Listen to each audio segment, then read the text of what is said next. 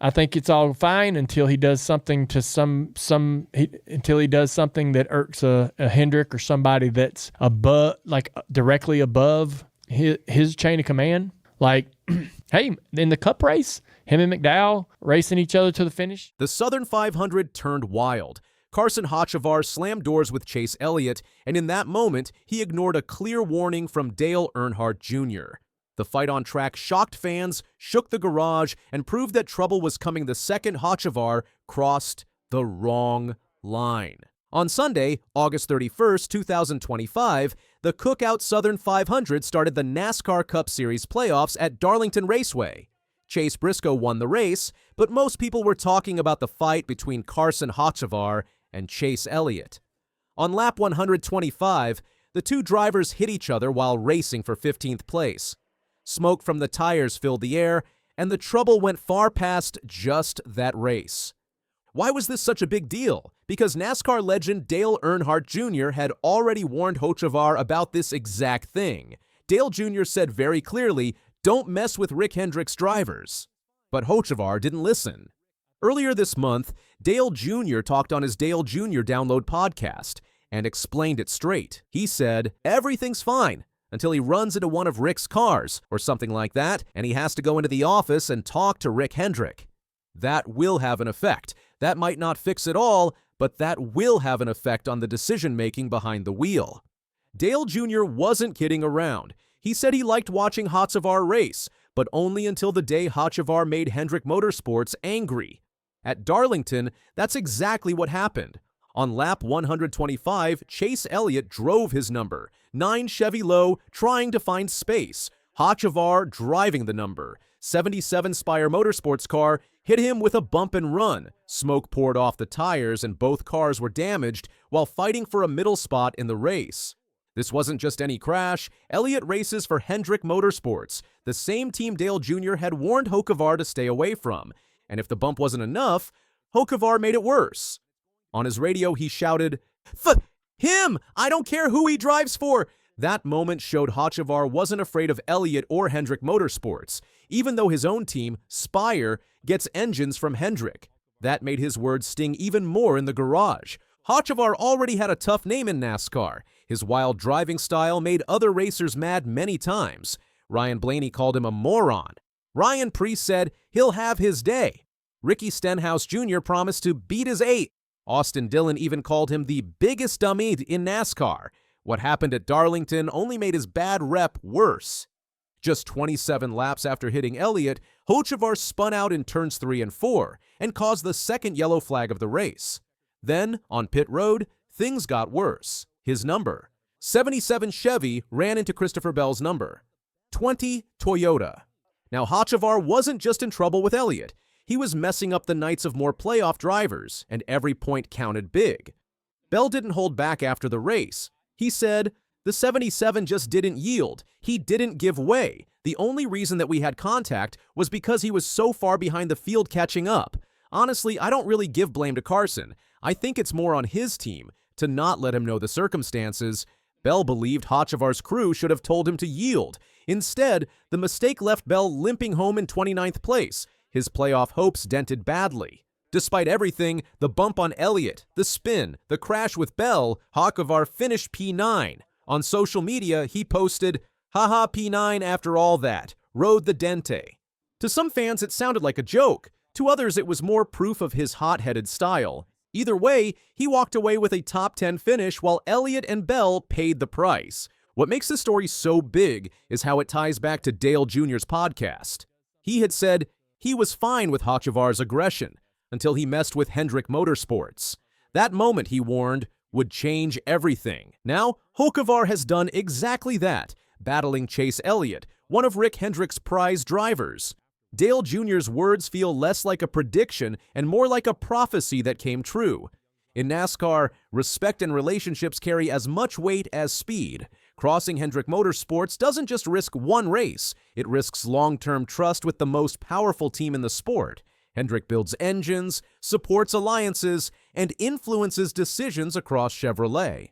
By slamming Elliott and dismissing it with a curse over the radio, Hocevar may have made more than just one enemy. He may have drawn a target on his back in the garage. While Hocevar was stirring drama, the race itself was a classic Southern 500. Chase Briscoe dominated, leading 309 of 367 laps and grabbing his second straight Darlington crown. That result locked him into the round of 12. Even Dale Jr. had praise for Briscoe on his podcast. "Dude, he is dangerous. He's got to be one of the guys I need to worry about." So while Briscoe celebrated one of the biggest wins of his career, the spotlight also burned on Hocevar for all the wrong reasons. Around the garage, the storyline wasn't just about who won, it was about Hocevar's behavior.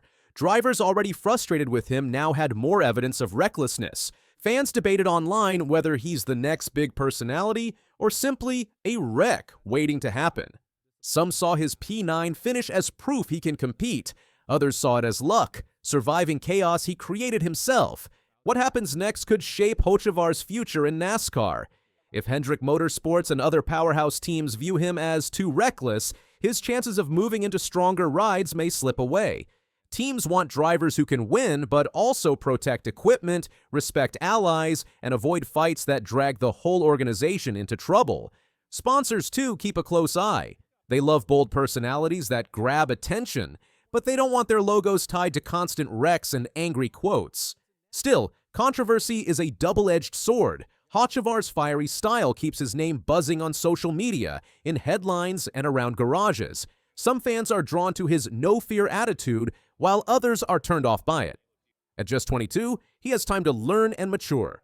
Back on his Dale Jr. Download podcast, Earnhardt said it plainly, "I'm entertained by Hocevar until it becomes my problem. It's all fine until he does something that irks Hendrick, or somebody that's directly above his chain of command." Those words felt more like a warning than casual talk. At Darlington, that warning came true. Hocevar clashed with Chase Elliott, Hendrick's biggest star, and suddenly Earnhardt's prediction looked like prophecy. By bumping Elliott, Hocevar didn't just trade paint with another driver, he poked at one of NASCAR's most powerful teams, backed by Rick Hendrick's influence and Chevrolet's engine supply chain. That's the kind of move that doesn't fade quickly. Dale Jr.'s point was simple: crossing Hendrick's drivers can change how the garage treats you. And for Hocevar, Sunday showed that exact line being crossed. The Southern 500 was supposed to be remembered for Chase Briscoe's brilliant win. Instead, much of the talk centered on Carson Hocevar ignoring Dale Jr.'s warning and clashing with Chase Elliott. This wasn't just one more feud. It was the very scenario NASCAR's most respected voice had predicted. Hocevar crossed the line with Hendrick Motorsports, and the consequences may follow him far beyond Darlington. So now the big question: did Carson Hocevar just make the biggest mistake of his young career, or is this the spark that will make him NASCAR's next polarizing star? Drop your thoughts in the comments below. Smash that like button if you think Dale Jr.'s warning was spot on, and don't forget to subscribe so you never miss the stories shaping the future of NASCAR. Now can they muster up a run to attack Haley? Here comes the 5 with the run off turn 2. Ryan Blaney ahead of Custa, coming to the line. Ryan Blaney's gonna do it! Ryan Blaney raced that night, and nothing was the same again. The race looked normal at first, but soon everything went wild. The crowd stared eyes wide as the last laps came. It wasn't only about who won. Something bigger was happening. And when people saw it, it was already too late. Ryan Blaney wasn't just racing for a trophy at Daytona, he was racing to prove something. And when the checkered flag dropped at the Coke Zero Sugar 400, he did more than win. He made a statement.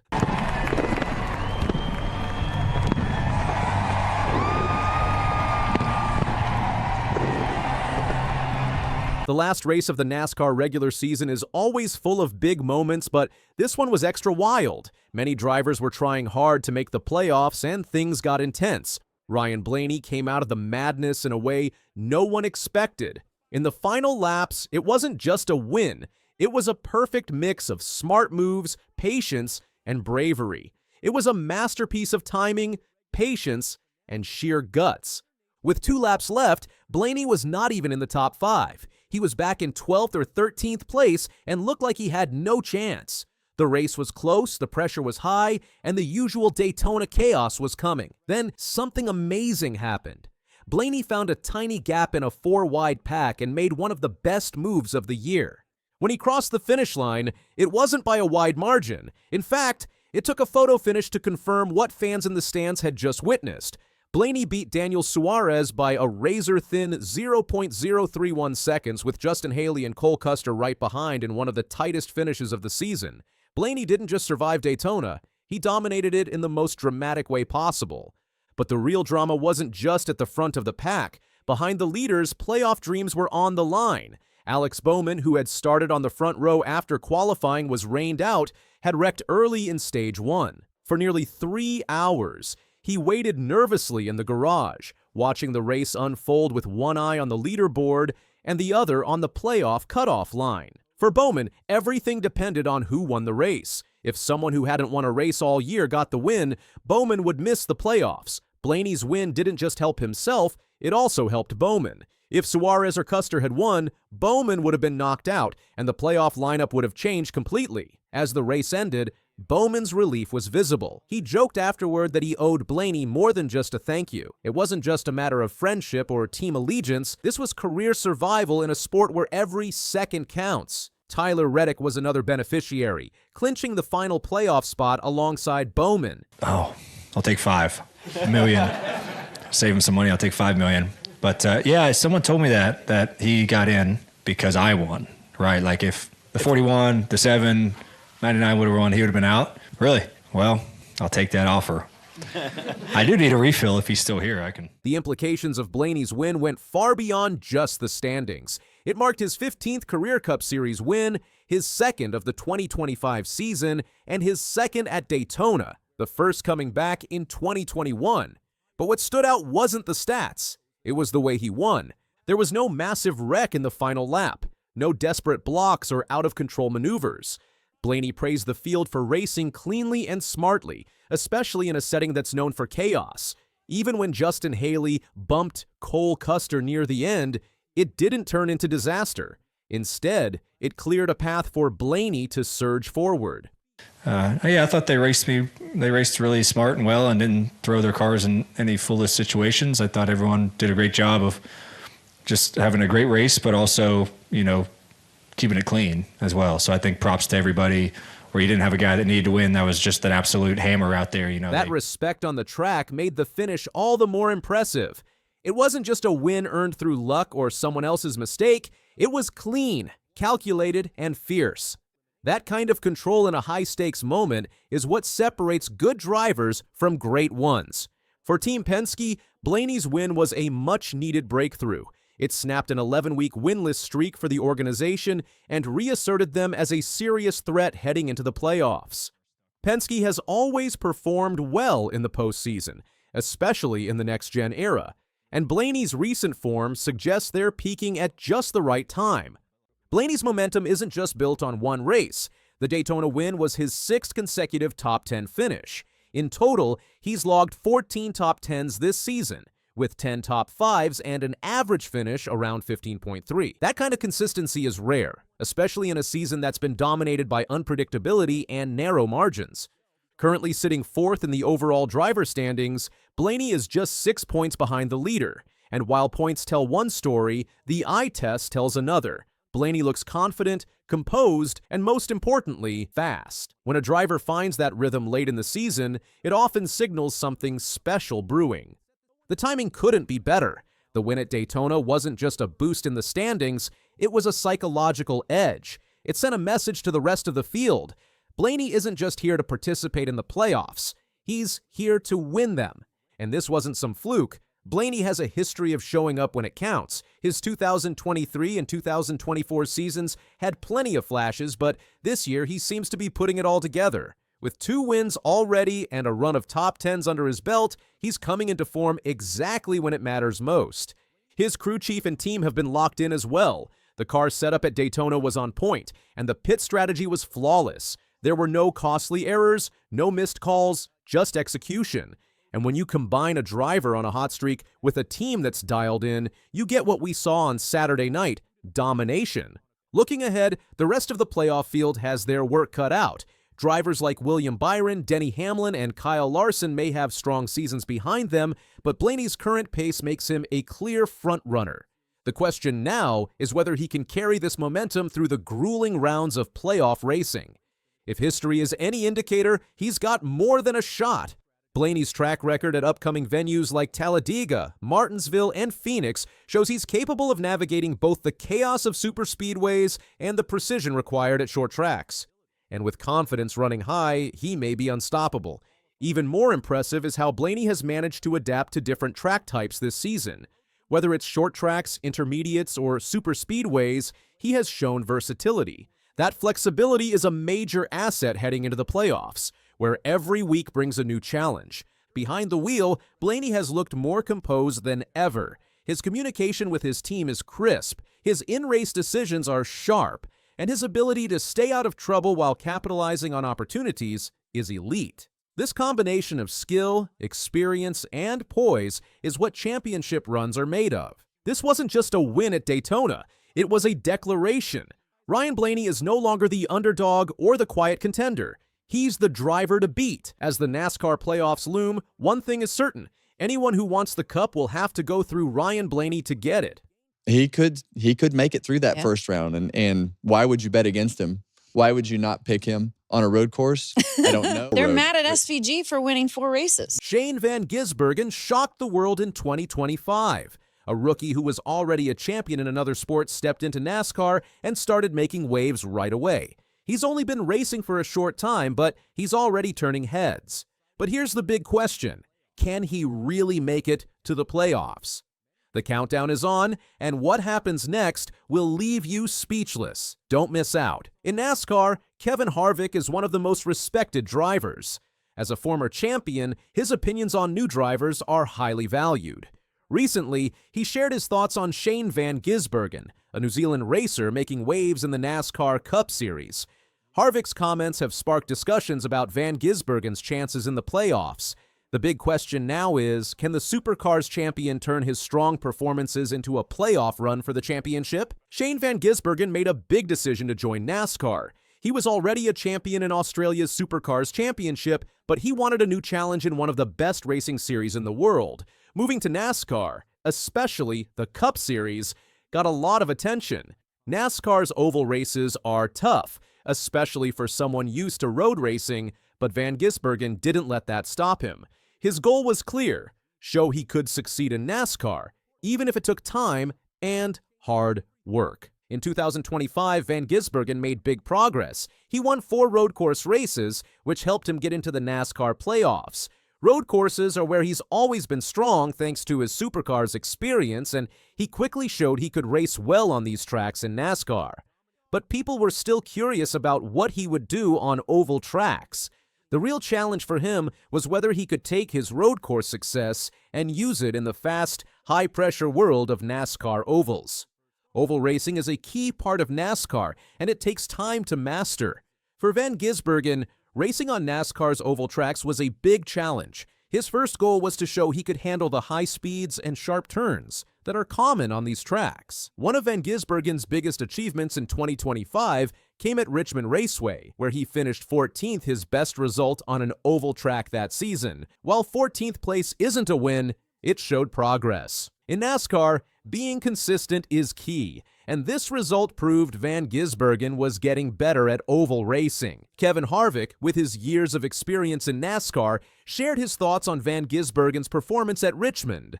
Harvick praised Van Gisbergen for handling pressure well. He noted that finishing 14th, while not a win, was an important step forward. Harvick pointed out that finishing consistently between 14th and 18th is key to moving forward in the playoffs. These finishes could help Van Gisbergen get enough points to stay in the playoff race. Harvick stressed that consistency is key in NASCAR, especially in the playoffs. It's not just about winning, but managing finishes. Van Gisbergen's steady performances in the 14th to 18th range during the regular season give him a solid base for the playoffs. If he keeps delivering these results, he'll be in a strong position to advance. As the NASCAR playoffs approach, Harvick's confidence in Van Gisbergen has grown. He believes Van Gisbergen can go far, but it will take time and focus. Harvick said the key is staying consistent and avoiding mistakes that could end his season early. With his experience, Harvick knows that in the playoffs, consistency is what helps drivers make it to the final rounds. If Van Gisbergen keeps performing well, he has a good chance to go far. Van Gisbergen's strong points position gives him a big advantage for the playoffs. With 4 wins on road courses, he's secured his spot and can focus on strategy. Key races like the Charlotte Roval, which combines road and oval racing, could be where he really stands out. Harvick himself expressed his belief that the Roval could be a decisive factor in Van Gisbergen's playoff journey. Harvick explained that the Roval presents a unique challenge, combining tight road course turns with the speed and intensity of an oval race. This track could play to Van Gisbergen's strengths, allowing him to showcase his adaptability and skill on a course that demands both precision and speed. If Van Gisbergen were to perform well at the Roval, it could propel him into the round of 8, giving him a real shot at the championship. Harvick emphasized that while the playoffs are unpredictable, the Roval is a race that could tip the balance in Van Gisbergen's favor. If he can manage to stay consistent in the first few rounds and then perform well at the Roval, Van Gisbergen could find himself in a strong position to fight for the title.